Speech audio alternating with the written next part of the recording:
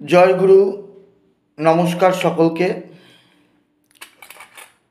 ধারাবাহিকভাবে প্রায় মাসখানেক যাবৎ শ্রী শ্রী শারদীয়া দুর্গা পূজার বিষয়ে কিছু ধারাবাহিক আলোচনায় আমি ব্রতী রয়েছি। সেই সূত্র ধরে আমার কাছে ফোনে, হোয়াটসঅ্যাপে এবং ইউটিউব কমেন্টের মধ্যে অনেকেই বারবার করে বলছেন যে পুজোর একটা ক্রম বলুন।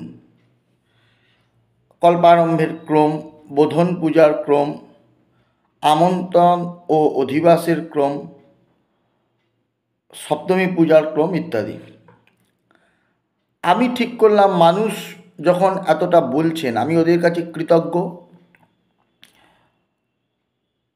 প্রচুর শ্রোতা যারা আমার এই চ্যানেলটা দেখছেন, তার দৈনন্দিন কর্মব্যস্ততার মধ্যেও সনাতনী পরম্পরাকে ধরে রাখার জন্য তাদের যে প্রয়াস, নিত্য জীবনের কর্মব্যস্ততার মধ্যে থেকেও সেই প্রয়াসের বা সনাতনী পরম্পরা রক্ষার যে প্রয়াসে তারা ব্রতী, তার জন্য তারা গ্রন্থ পাঠ করছেন। এবং যারা ইউটিউব করছেন, অন্যদের ক্ষেত্রে কি, আরও তো অনেক আমার অগ্রজ এবং অনুজ ব্রাহ্মণরা দেখছি ইউটিউবে প্রচুর ভিডিও লোড করছেন পূজা পদ্ধতির ওপরে। এটা খুব ভালো দিক। আমি তাদের শুভকামনা করি যে তারা শাস্ত্রটাকে আধুনিক প্রযুক্তির সাহায্যে সহজ সরলভাবে যার যতটা জ্ঞান উপস্থাপন করছেন। অর্থাৎ একটা ধারাবাহিক চর্চার মধ্যে আমরা থাকছি। আমরা প্রত্যেকেই কেউ স্বয়ংসম্পূর্ণ নই বা সবটাই জানি, এরকমটা বলা যাবে না। তো প্রত্যেকেই কম বেশি আলোচনার মধ্যে রয়েছেন। আর প্রচুর মানুষ, ব্রাহ্মণ বা অব্রাহ্মণ, নারী পুরুষ সকলেই এগুলো শুনছেন। অল্প বিস্তর চর্চার মধ্যে কিন্তু আমরা রয়েছি।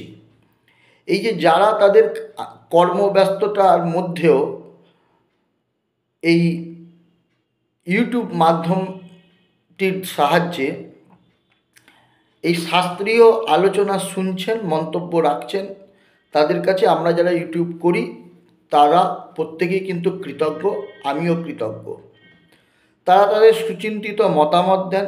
সেটা কখনো আমার পক্ষে প্রশংসার, কখনো নিন্দার, কিন্তু দুটি দিক থেকেই আমি মার্গ পাই যে এইভাবে বলতে হবে, এই কথাগুলো বলতে হবে, মানুষের প্রয়োজনীয়তাটা কী, কতটা তাদের প্রয়োজন ইত্যাদি আমি জানতে পারি। এটা একটা অনেক সুবিধা শাস্ত্র রক্ষা, শাস্ত্রীয় পরম্পরা রক্ষার ক্ষেত্রে হচ্ছে। তো তাদের প্রতি কৃতজ্ঞতা জ্ঞাপন করেই আমি আজ ঠিক করলাম যে কল্পারম্ভের ক্রম নিয়ে আলোচনা করব। কি কি পরপর পুজো করে যেতে হবে। প্রথমেই আমি যেটা বলে রাখব, আমার জীবনের অভিজ্ঞতা। সবটাই যে আমরা একদম শাস্ত্রীয় প্রমাণ নিয়ে জীবনে পৌরোহিত্য কর্ম করেছি বা করছি, এরকমটা কিন্তু নয়। আমরা যার সাথে থেকে পৌরোহিত্য শিখেছি, তার ঘরানাটা আমার মধ্যে অ্যাডাপ্ট করে গেছে, বা বহু পুরোহিতের সাথে, বহু পণ্ডিত মশাইয়ের সাথে কাজ করতে গেছি, তা কারোর কাছ থেকে একটু, কারোর কাছ থেকে আরেকটু, এইভাবে সংগ্রহ করতে করতে আমি একটা জায়গায় এসে পৌঁছেছি। শাস্ত্র পড়ে, পর্যালোচনা করে সবসময় আমরা কিন্তু পৌরোহিত্য কর্ম করি না। তবে চর্চা চেষ্টা করি সকলেই আমরা করে ঠিকঠাক কাজ করার জন্য। আমি দেখেছি সব পুরোহিতদের মধ্যে কিন্তু একটা প্রয়াস আছে। কিন্তু পৌরোহিত্য করে আমরা জীবন ধারণ করি। পৌরোহিত্য তো দুটো, পুরোহিত মানে হচ্ছে ব্রাহ্মণ সন্তান, তার 6টা বৃত্তি, তার মধ্যে একটি হচ্ছে যজন, একটি হচ্ছে যাজন। হ্যাঁ, এই যে যজন কর্মটি নিজের জন্য, যাজন পরের জন্য, এই যে কর্ম করতে যখনই এটা বৃত্তিরূপে আমি নিয়ে নিয়েছি যাজন, এটা আমার সংসার প্রতিপালন করতে হবে। তাই জন্য আমার বর্তমান যে ব্যয় ভার আমাকে বহন করতে হবে। এই ব্যয়ভার বহন করতে গিয়ে আমাদের অনেক পরিশ্রম করতে হয়, কারণ পৌরোহিত্যটাই আমার বৃত্তি। শাস্ত্রই ব্রাহ্মণ সন্তানকে জন্মসূত্রে এই বৃত্তিটি দিয়েছে। মন্নাদি স্মৃতিশাস্ত্র পুরাণ যেগুলো মেনে আমরা দুর্গাপূজা করছি, সেই সকল শাস্ত্রগুলোই কিন্তু আমাদের জন্মসূত্রে ব্রাহ্মণ সন্তানদের এই বৃত্তি দিয়েছে। ব্রাহ্মণের যে 6টি কর্ম, যজন যাজন অধ্যয়ন অধ্যাপনা দান এবং প্রতিগ্রহ, এই 6টি কর্মের মধ্যে 3টি বৃত্তি 3টি সাধনা। তা যাজন হচ্ছে বৃত্তি। এই বৃত্তিটাকে আমরা পালন করতে গিয়ে আমাদের এতটাই কর্মব্যস্ততা, অনেক সময় ইচ্ছা থাকলেও আমরা শাস্ত্র পড়ে তার অর্থ অনুধাবন করে বিচার করে কাজ করে উঠতে পারি না। তাই দেখে আসা জিনিসগুলোই আমরা ধারাবাহিকভাবে প্রতিপালন করি। এবার এই দেখতে গিয়ে অনেক সময় ভুল দেখা হয়, পরে আর পণ্ডিত মশাইদের জিজ্ঞাসা করা হয় না যেটা করলেন এটা কিভাবে করলেন, কেন করলেন, কী এর উদ্দেশ্য, কী এর তাৎপর্য। ফলে অনেক সময় অনিচ্ছাকৃত ভ্রম পৌরোহিত্য কর্মে প্রবেশ করেছে এবং পরেই সেটা শাস্ত্রীয় মান্যতা পেয়েছে। আদৌ শাস্ত্রে আছে কিনা আমরা জানি না, কিন্তু মান্যতা পেয়ে ওটাই ঘোড়া হয়ে গেছে। আমি যখন এই ক্রমগুলো আলোচনা করব, এইরকম কিছু প্রবলেম কিন্তু উপস্থিত হতে পারে। কারণ আমি যখন প্রথম পৌরোহিত্যে আসি তখন আমার মধ্যে কতগুলো খটকা তৈরি হয়েছিল। একজন পণ্ডিত মশাইয়ের কাছে যাচ্ছি কাজে, তাদের সাথে মিশছি, দেখছি পুজো পদ্ধতির ক্রমগুলো একজন এক রকমভাবে করছেন। তো 1 দিন 2 দিন 4 দিন 10 দিন দেখার পর আমি একজন পণ্ডিত মশাইকে বললাম যে দেখুন, কারোর সাথে কারোর ক্রম কিন্তু মিলছে না। কিছু কিছু জিনিস আছে ঠিক আছে, কিন্তু কিছু জায়গায় ক্রমের ব্যতিক্রম হচ্ছে। এর কারণটা কি? তিনি তখন বলেছিলেন আমাকে যে তুমি যখন যে কাজটা করছো, এটা কেন করছো, কিসের জন্য করছো, যখন বুঝতে পারবে তখন কিন্তু তোমার মনের এই সংশয়টা কাজ করবে না। কারণ ওই যে এনার কাছে একরকম দেখছি, আরেকজনের কাছে একরকম দেখছি, এটা হতে হতে আমার মধ্যে একটা কীরকম ভাব কাজ করছে যে আদৌ আমি ঠিক করছি, আদৌ ঠিক পথে পুজোটা হচ্ছে, কোথাও ছেদ ঘটছে না তো, এটা আগে করে ফেলছি তার জন্য কোনো অন্যায় হচ্ছে না তো। এই যে সংশয় কাজ করছিল, সেই সংশয়টা কাজ করার জন্য আমাকে পণ্ডিত মশাইরা বললেন যে তুমি চেষ্টা করো এই ক্রমগুলো সম্পর্কে ধারণা করতে। আমি সেইগুলো সংগ্রহ করতে থাকি যে কোনটা করছি, কেন করছি, কিসের জন্য করছি।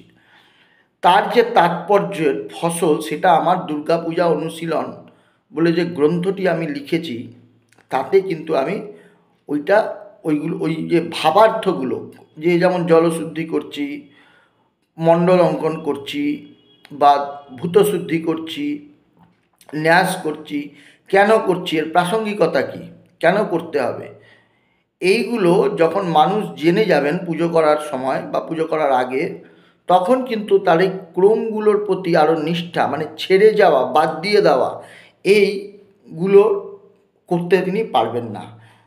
এবং সংশয়টা যে ঠিক করছি তো, পরপর স্টেপ বাই আসছে তো, এটা সম্পর্কেও তার ধারণা হবে। এই জন্য আমি এর আগেও ভিডিওতে বলেছি, আমরা যারা নবীন তাদের কিন্তু পুজো যারা শিখতে আসছেন, তারা পুজো শিখছেন, মুখস্থ করছেন, খুব ভালো। তার সাথে তত্ত্ব পড়ুন পৌরোহিত্যের।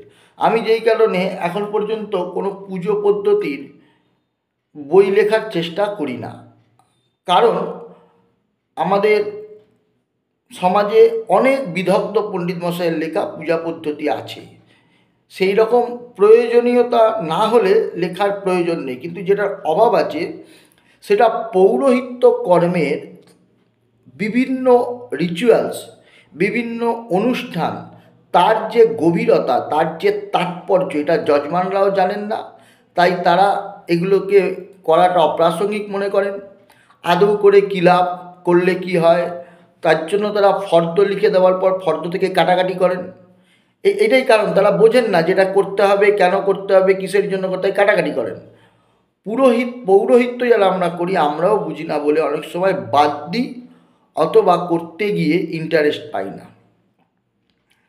এই জন্য কেন করতে হবে এই তত্ত্বগুলো আমাদের জানা দরকার। আমি যে কাজ করছি, আমাদের একটা পরম্পরাগত কথা আছে যে তুমি যখন শাস্ত্র পড়বে বা কোনো কর্ম করবে তখন তোমাকে মনে রাখতে হবে চারটি বিষয়। তুমি অধিকারী কিনা, তো এই যে কাজটি আমি করছি বা যে সাবজেক্টটা আমি পড়ছি তার বিষয়বস্তু কী, এর সাথে আমার সম্বন্ধ কী, এর আদৌ কোনো প্রাসঙ্গিকতা আছে কি না। এই চারটে জিনিস যখন আমি বুঝে যাব তাহলে দেখবেন কাজটা আমার কাছে খুব সহজ হয়ে যাবে এবং আমি অন্তর দিয়ে কাজটা করতে পারব। তাই শুরুতেই আমি বললাম প্রথাগত কিছু বা ধারাবাহিক কিছু নিয়মের ব্যতিক্রম কিন্তু আমার ক্রমে পরিলক্ষিত হবে। এটা নিয়ে হইচই করবেন না যে আমরা তো এরকমটা দেখে এসছি, করে এসছি, তাহলে উনি ভুল করতেন, আপনি ঠিক বলছেন। আমি এরকম কেউ ভুল করতেন আমি বলছি না, কেউ ঠিক করতেন বলছি না। আমি একটা ক্রম তৈরি করেছি, যারা বারবার করে ক্রম চাইছেন এবং কেন এগুলো আগে পরে হয়েছে সেগুলো আমি বলছি।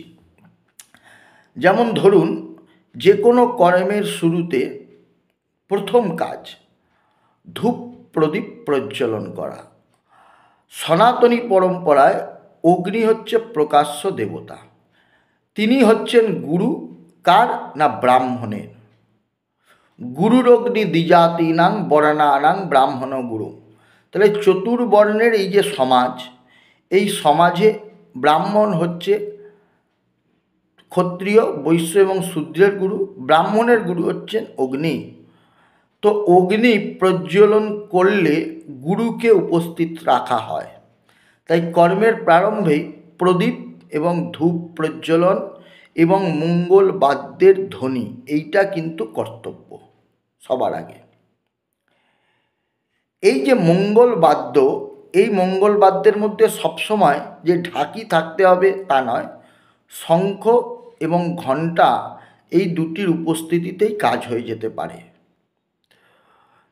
শঙ্খ হচ্ছে সর্ববাদ্যের স্বরূপ এবং আমাদের বাংলায় সেভাবে না থাকলেও সর্বভারতীয় স্তরে এই ধূপ প্রদীপ প্রজ্বলন করা হয় এবং বাদ্য পূজনের ব্যবস্থা আছে। শঙ্খ পূজা এবং ঘণ্টা পূজার ব্যবস্থা কিন্তু আছে এবং তার মন্ত্রও রয়েছে।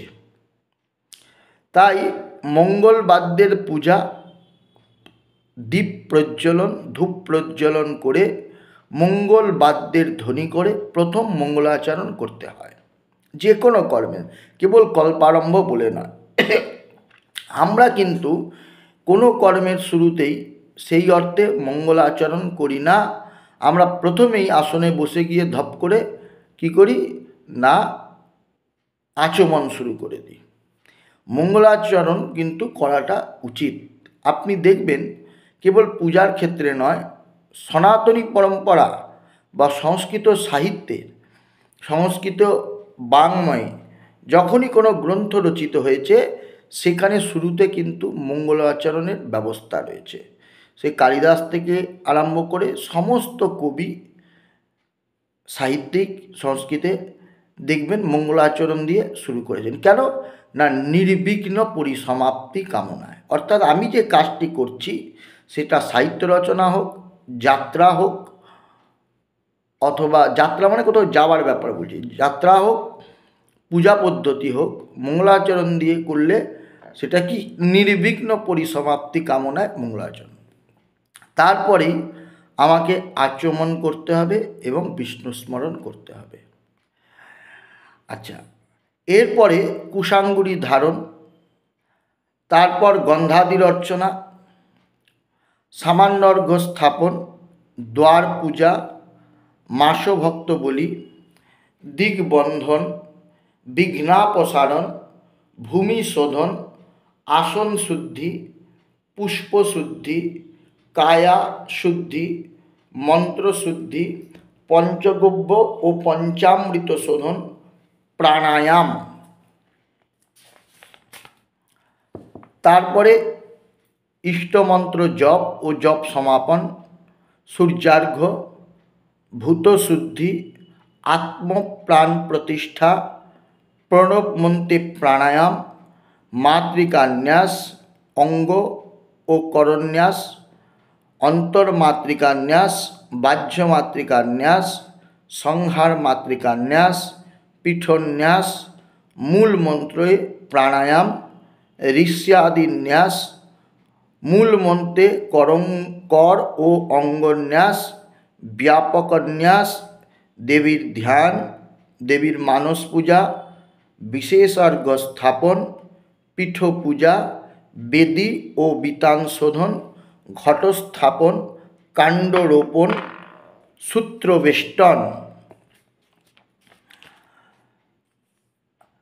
গুরু গণেশাদির পূজা, পুনরায় দেবীর ধ্যান, দেবীর আবাহন, মুদ্রা প্রদর্শন, দেবীর পুনরায় ধ্যান, উপচার পূজা, তারপরে পুষ্পাঞ্জলি, সরঙ্গ দেবতার পূজা, আবরণ দেবতার পূজা, জয়া বিজয়ার পূজা, সিংহ ও মহিষাসুরের পূজা, অস্ত্র পূজা, পুনরায় মূলমন্ত্রে অঙ্গ করন্যাস, দেবীর ধ্যান, দেবীর উপচার পূজা, পুষ্পাঞ্জলি, তারপরে হচ্ছে আবার প্রাণায়াম, মূল মন্ত্র যথাশক্তি জপ, জপ সমাপন, স্তোত্র কবচ পাঠ, আরতি, প্রণাম, জয়ঘোষ, আত্মসমর্পণ, অচ্ছিদ্র ধারণ, বৈগুণ্য শান্তি।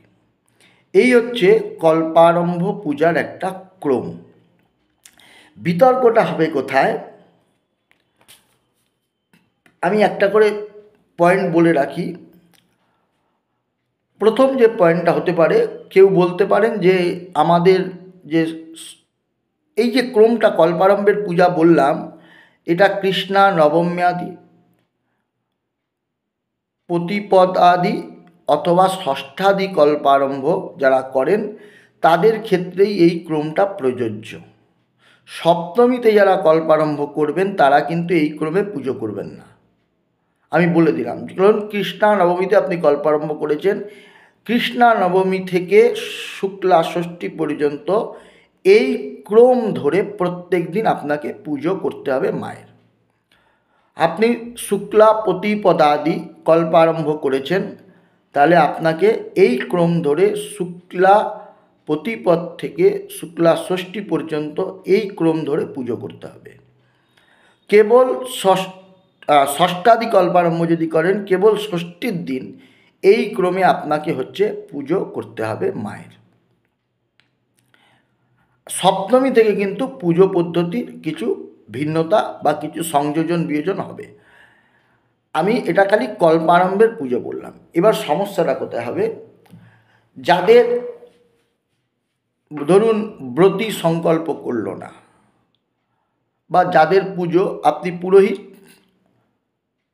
আপনি স্বয়ং সংকল্প করে পুজো করবেন, তাহলে সংকল্প কখন করবেন? সংকল্পটা আপনি এই যে যখন আপনি ইষ্ট মন্ত্র জপ করলেন, সূর্যার্ঘ্য দিলেন, সেই সূর্যার্ঘ্যের পর আপনি স্বস্তি বাচন এবং সংকল্প করবেন। আমি বলেছি 19 নম্বর ক্রমে, আপনি পরপর যদি খাতায় ক্রমগুলো লেখেন আমার এটা শুনে, তাহলে সূর্যার্ঘ্য হচ্ছে 19 নম্বরে পড়বে, তারপরে হচ্ছে স্বস্তি বাচন হবে, তারপরে হবে সংকল্প। কেমন? এখন তারপরে আপনি পুজো করবেন। অনেকেরই থাকতে পারে যজমান সংকল্প করেন না, পুরোহিত করে নেন করিষ্যামি পদ ব্যবহার করে। যদি এই রকমটা হয়, যজমানের করাটা উচিত, কিন্তু যদি না হয়, পুরোহিত যদি নিজে স্বয়ং করেন, তাহলে তিনি সূর্যার্ঘ্যের পর সংকল্প করবেন। সমস্যাটা কোথায় কোথায় হবে আমি আপনাকে বলছি। আমরা সচরাচর যে বইগুলো পড়ে পুজো করি বা যে ঘরানা পরম্পরা আমরা দেখে আসছি, সেখানের সাথে এখানে দেখুন ক্রমগত অনেক ব্যবধান আছে। কেন আছে এইগুলো নিয়ে একটা আলোচনার দরকার, নইলে অনেকেই একটু ক্রুদ্ধ হবেন বা মনে করবেন এই ক্রমটার মধ্যে কোনো গণ্ডগোল হচ্ছে। আমি প্রথমেই এই জন্য শুরুতে একটা ক্লিয়ার কথা বলেছি, যদি এই যে প্রত্যেকটি কর্ম আমি যদি ভাবি যে কেন করব, তাহলে কিন্তু এই প্রবলেমগুলো থাকবে না। এই সূত্র ধরে আমি প্রথম বলি, আমি তো আগেই বলেছি, ব্যাখ্যার যদি জানার দরকার হয় তাহলে আমার ওই দুর্গাপুজো অনুশীলন বইটি আপনারা দেখতে পারেন। সেখানে আমি কিন্তু আমার সাধ্য এবং আমি যা তথ্য সংগ্রহ করতে পেরেছিলাম সেটা সেখানে পুঞ্জীভূত করা আছে। অনেকের কাছে আরও বেশি এই বিষয়ে ধারণা থাকতে পারে। আমি প্রথম একটা বলি, দেখবেন প্রাচীন কিছু বই আছে এবং দক্ষিণ ভারতের কাছে আছে, যদি যান দেখবেন দ্বার পূজা আমাদের বইতে কি অনেকটা পরে দ্বার পূজা আছে, দেখবেন লক্ষ্য করবেন দ্বার পূজাটা অনেকটা পরে আছে। কিন্তু আমি দ্বার পূজা করব কেন না, দরজার যে দেবতারা আছে তাদেরকে আমি প্রথম প্রসন্ন করব, যে আপনারা আমাকে রক্ষা করবেন। আমি পূজা মণ্ডপে প্রবেশ করছি, আমি পূজা বেদিতে প্রবেশ করছি, আমি দেবালয়ে প্রবেশ করছি, আপনারা আমার দ্বারটা রক্ষা করুন। কেন না, এই দরজা দিয়ে কোনো অশুভ শক্তি যেন প্রবেশ করতে না পারে এবং আমার পুজোকে বিঘ্ন করতে না পারে। এই জন্য দেখবেন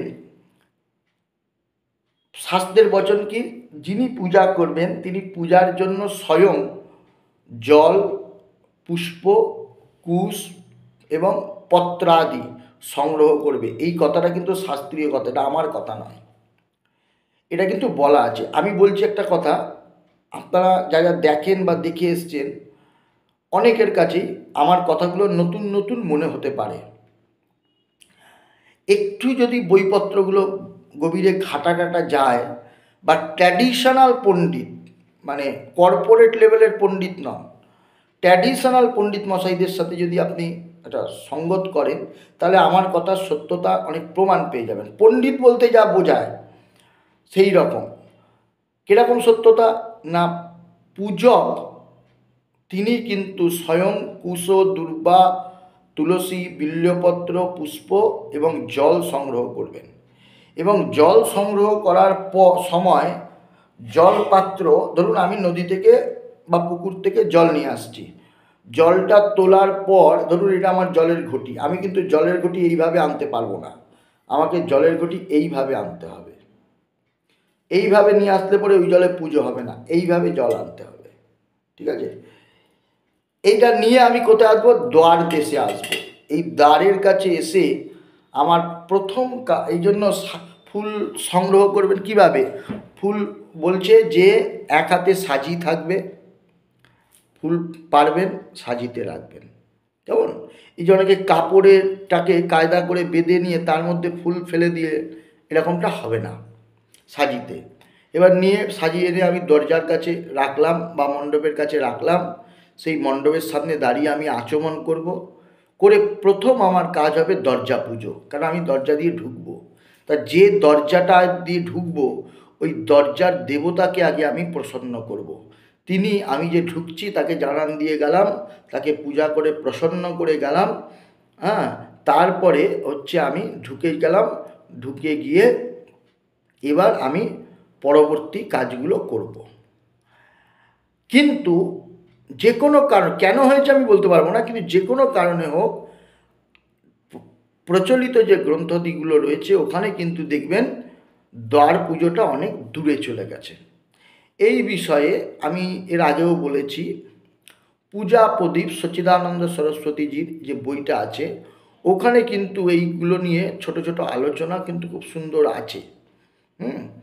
যে এইগুলো আগে হতো, এরকমভাবে হতো, এখন এরকমটা আর হয় না, এগুলো কিন্তু আছে।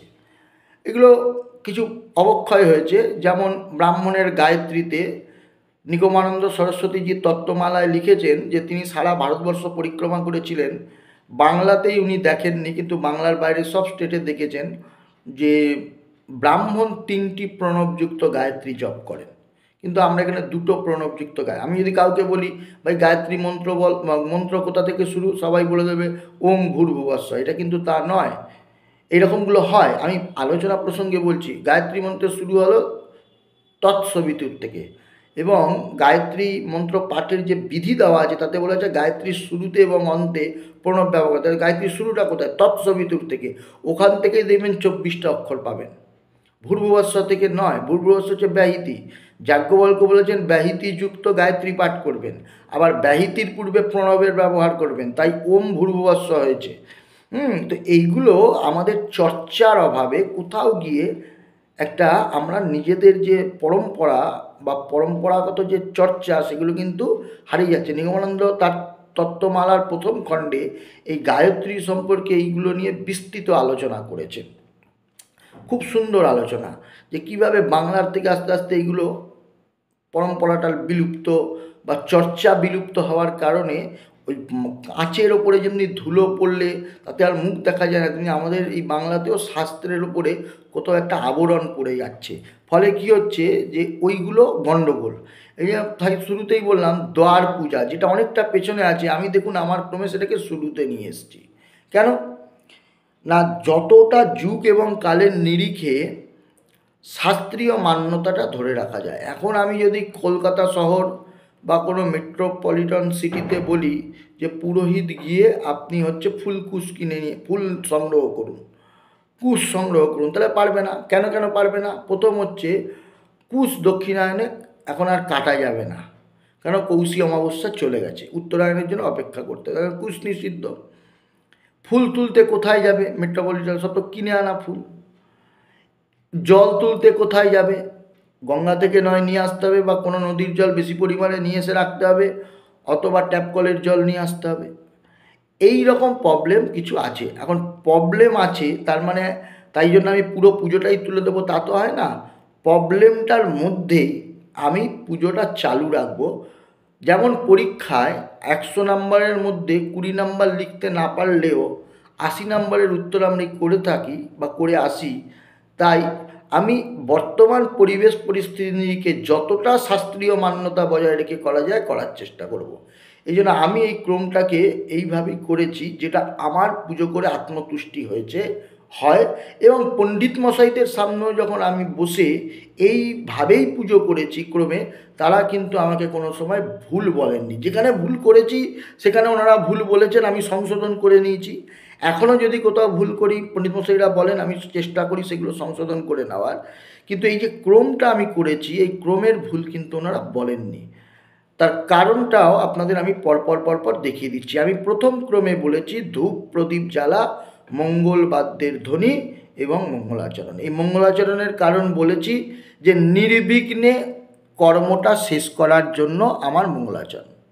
এরপরে আচমন, যে কোনো কর্মের শুরুতে করতে হবে, যে কোনো কর্মের শুরুতে বিষ্ণুকে স্মরণ করতে হবে, এটা শাস্ত্রীয় বিধি। যে কোনো কর্ম, পুজো হোক, বিয়ে হোক, শ্রাদ্ধ হোক, যাই হোক, এটাতে ঠিকই আছে। কুশাঙ্গুরি ধারণ করাটা উচিত, তবে শাস্ত্রীয় বচন আছে যে তন্ত্রশাস্ত্রের স্বর্ণাঙ্গুরি ধারণ করলে অনামিকায়, আর কুশাঙ্গুরি ধারণ করতে হয় না, এটা তন্ত্রশাস্ত্রের এরকম ব্যবস্থা আছে। কুশাঙ্গুরি ধারণ করার পর গন্ধাদির অর্চনা। এই গন্ধাদি অর্চনার ব্যাখ্যা হচ্ছে এই সকল গন্ধদ্রব্য আজকের পূজিত দেবতাদের উদ্দেশ্যেই দেওয়া হবে, এই ডিক্লারেশনটা দেওয়া। এরপরে সামান্য অর্ঘ্য স্থাপন বা জলশুদ্ধি। এখানে একটা কথা বলে রাখি, আমরা যখন আসনে বসে, এখন তো আর কেউ ওইভাবে ফুল সংগ্রহ করে প্যান্ডেলের মুখে এসে দ্বার পূজা করে আসনে বসলাম এইভাবে করি না। আমরা এখন যেটা করি, ডাইরেক্ট আসনে গিয়ে বসে পুজো শুরু করি। মনে রাখবেন যে আপনার পাশে একটা ছোট ঘটি রাখবেন, যেটা এখন প্রায় থাকে না, বা একটা ছোটো কমণ্ডলু রাখবেন। আপনি প্রথম যে আচমনটা করছেন কুশার জল দিয়ে করবেন না, কারণ দেখবেন সামান্য অর্ঘ্য স্থাপন যখন আপনি করতে যাচ্ছেন তখন কি বলেছে, ফট ইতিমন্ত্রে অর্ঘ্যপাত্রম বিধৌতম কৃত্বা, অর্থাৎ ফট মন্ত্রে অর্ঘ্যপাত্র অর্থাৎ ওই কোষাকুষিকে ধোবে, তারপরে ঊর্ধ্বমুখী বা অধমুখী ত্রিকোণ, তার বাইরে বৃত্ত চতুষ্কোণ মণ্ডল করে তার উপরে স্থাপন করবে। এবার আপনি যদি আগে থেকেই তাতে জল ঢেলে রাখেন, বেল পাতা ফুল তুলসী দিয়ে সাজিয়ে রাখেন, তাহলে এই অর্ঘ্য স্থাপনের যে পরপর ক্রমটা আছে, সামান্য অর্ঘ্য স্থাপনের সেই ক্রমটা ছেদ হবে। ওই জন্য আমরা সবসময় কী করি, আসনে বসে প্রথম যে আচমনটা করি, আমাদের কাছে ছোটো একটা কমণ্ডলু বা ঘটি থাকে, সেই ঘটিতে জল থাকে, যেই ঘটি থেকে জলটা আমরা প্রয়োজন মতো কোষায় ঢালি। সেই ঘটির থেকেই কুশিতে করে জল তুলে আচমন করি। তারপরে আমরা কি করি, সামান্যর্ঘ্য স্থাপন করি, তারপরে সেই সামান্যর্ঘ্যের জল ব্যবহার করি। এই করার পর আমরা সামান্যর্ঘ্য করেই দ্বার পূজায় চলে যাই। অর্থাৎ আমি যে পুজো শুরু করছি কোনো অপশক্তি যেন আমার কাছে এসে বিঘ্ন বা উৎপাত না করে। এরপরেই দেখুন আমি রেখেছি দ্বার পূজার পর মাসভক্ত বলি। এই যে মাসভক্ত বলি, এটা এই যে ভূতাদি ভ্যোনম, এই ভূতগণকে, ভূত প্রেত নয় কিন্তু, এই ভূতগণ হচ্ছে ক্ষেত্রপাল আদি। ক্ষেত্রপাল রয়েছেন যারা, কালী পুজোতে আপনারা নামগুলো পান, দুর্গা পুজোতেও ক্ষেত্রপাল পুজো আছে দেখবেন। এই ক্ষেত্রপালগণের উদ্দেশ্যে, অর্থাৎ যেই ক্ষেত্রে আপনি বসে পুজো করছেন সেই ক্ষেত্রের যারা পাল আছেন, মালিক, তাদের উদ্দেশ্যে আপনি বলি প্রদান করবেন। অর্থাৎ তাদের বলি মানে তাদের উদ্দেশ্য, তাদের প্রশান্তির জন্য, তাদের পরিতৃপ্তির জন্য বিশেষ কিছু উৎসর্গ করবেন। কারণ আমি যেখানে বসে কাজ করছি, আপনি এমনি দেখুন না, একটা নর্মাল ওয়েতে আপনি আপনার এলাকার বাইরে বা আপনার বাড়ির মানে পরিধি যদি ছোট হয়, ধরুন আপনার বাড়িতে বিয়ের কাজ হবে, প্রচুর লোকজন আসবে, আপনি পাশের বাড়িতে যে মালিক তাকে গিয়ে কী বলেন, দাদা আমার বাড়িতে একটা কাজ আছে, সবাই আসবে, আপনার ঘরে কিন্তু 2-4 জন থাকবে, আপনার আপত্তি নেই তো? মানে মিষ্টি করে গিয়ে বলতে হয়। কেন না, তিনি যদি প্রসন্ন হয়ে থাকতে দেন তাহলে তারা থাকতে পারবেন, আমারও কিছু সুবিধা হবে। এই জন্য তেমনি আমি যে ক্ষেত্রটায় বসে পুজো করছি সেই ক্ষেত্রে একজন অধিষ্ঠাতা দেবতা আছেন, ক্ষেত্রপাল আছেন। ওই ক্ষেত্রপালের জন্য আমাকে প্রথম তার পরিতৃপ্তি বা তার প্রশান্তি বা তার একটা অনুমতি নিতে হবে। এই জন্যই কিন্তু আমরা ক্ষেত্রপালের উদ্দেশ্যে মাসভক্ত বলি করে থাকি। এবং করার পর ভূতাপসারণ, এইখানের অর্থটা হচ্ছে চারদিক থেকে আমরা শ্বেত সরিষা, মাসকলাই, শ্বেত সর্ষে, আতপ চাল, ভস্ম, লাজ অর্থাৎ খই, সাগ্রকুশ, দুর্বা ইত্যাদি মিশ্রিত করে রক্তচন্দন দ্বারা ছড়াই। অর্থাৎ বেতালাদি ক্ষেত্রপাল যারা আছেন তারা যাতে এসে ওই ধরুন ওইখানেরই তো একটা অনুষ্ঠান, ওই অঞ্চলেই আমি বসে করছি, হঠাৎ করে তারা এসে কোনো বিঘ্ন করতে পারে, বেতালাদি ক্ষেত্রপাল। তাই জন্য আমি দ্বার পূজা করে ঢুকেছি, দরজার যারা দেবতা রয়েছেন তাদের বলেছি যে আপনারা দেখবেন এইখানে যেন কেউ ঢুকতে না পারে। এই যে বললেন, অনেকে প্রশ্ন করতে পারবেন কোন শ্লোকের দ্বারা বলেছি। এখানে শ্লোক নেই, এটা হচ্ছে ভাব। আমি ওখানে কেন বললাম এতে গন্ধপুষ্পং বিঘ্নায় নম, এতে গন্ধপুষ্পে শ্রীং লক্ষ্মণী নম, এতে গন্ধপুষ্প ইংসং সরস্বতী নম, দরজায় পূজা করছি তখন গাং গঙ্গায় নম, খাং ক্ষেত্রপালায় নম, হ্যাঁ, ওম অস্ত্রায় ফট নম, এই যে কথাগুলো বলে তাদের একটি করে পুষ্প দ্বারা পুজো করলাম। ওরা জানে আমার উদ্দেশ্যটা কী, দরজায় যারা আছেন, কেন তারা আমার প্রতি প্রসন্ন হলো, যে আমাদের প্রণাম করেছেন, আমাদের গন্ধপুষ্প দ্বারা পূজা করে গেছেন, এ এখন ভেতরে পুজো করবে, একে যেন কেউ ডিস্টার্ব না করে আমরা রক্ষা করব, দ্বারপালন করবেন দরজায়।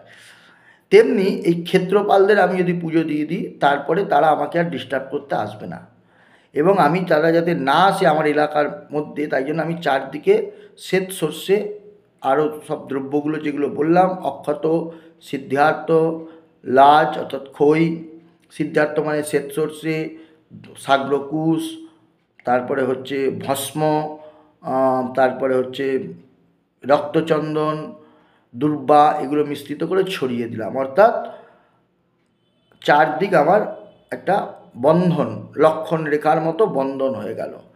দেখুন আমি নিজেকে পুজো করার জন্য প্রথম চারদিক থেকে একটা প্রাচীর তৈরি করে নিচ্ছি। তারপরে আমি কি করছি না, দিকটাকে বন্ধন করছি, পূর্ব দিকে ইন্দ্রায় স্বাহা অগ্নি, এইবার দিক বন্ধন, অর্থাৎ কোনো দিক থেকেই যেন আমি আক্রান্ত না হই, এমনকি ওপর থেকেও যেন কোনো অশুভ শক্তি এই মাঙ্গলিক কর্মে বিঘ্ন সৃষ্টি না করতে পারে। কেন বুঝুন, এগুলো অনেকটা পেছনে আছে, কিন্তু আমি সেগুলোকে শুরুতেই আলোচনায় রেখেছি, কেন বা ক্রম হিসাবে রেখেছি, কারণ এই ভাবার্থটাই যখন দেখাচ্ছে যে তুমি নিজেকে আগে প্রোটেক্ট করার জন্য এইগুলোকে করো, এই রিচুয়ালসগুলো করো, তাহলে শুরুতেই তো আমাকে করতে হবে। কারণ আমি যখন সংকল্প করতে বসবো তখনই তো আমাকে বেতাল এসে আক্রমণ করতে পারে। আমি দ্বার পূজা করিনি, আমি দিগবন্ধন করিনি, আমি বেতালাদি ভূক্ষেত্রপালদের জন্য আমি বলি প্রদান করিনি। তা আমি যখন সংকল্প করব, আমার সংকল্প মানে কি, মনের দৃঢ়তা তৈরি। তা আমি যখনই করতে বসবো তখনই তো এরা এসে উৎপাত করতে পারে, আমার সংকল্পে বিঘ্ন ঘটাতে পারে। তাই সংকল্পে ব্রতী হওয়ার আগেই আমি নিজেকে এইভাবে প্রোটেক্ট করব। তারপরে কি করব, ভূমিটাকে শোধন করব, কারণ মাটির দিক থেকে আমার কোনো অসুবিধা যাতে না হয়। সেখানে আমি বলছি যে হে পৃথিবী তোমা ধৃতা লোকা, তুমি লোক সকলকে ধারণ করে আছো, বিষ্ণু তোমাকে আবার ধারণ করছে, তুমি আমাকে এমন করে ধারণ করো আমার এই আসন যেন পূজা চলাকালীন অচল থাকে। এই যে এটা বলে নিলাম, আমার আসনটি পৃথিবী দেবী কৃপা করে অচল রাখবেন। সচল হলেই আমার মনের বিক্ষেপ ঘটবে, আর বিক্ষেপ ঘটলেই আমি পুজো করতে পারবো না। তাই সংকল্প যখন করব তার আগেই যদি আমি এগুলো না করি, তাহলে আমার অচল আসন না হয় সচল আসন হলে মনের বিক্ষেপ ঘটবে, মন চঞ্চল হবে, আমার আসন স্থির থাকবে না।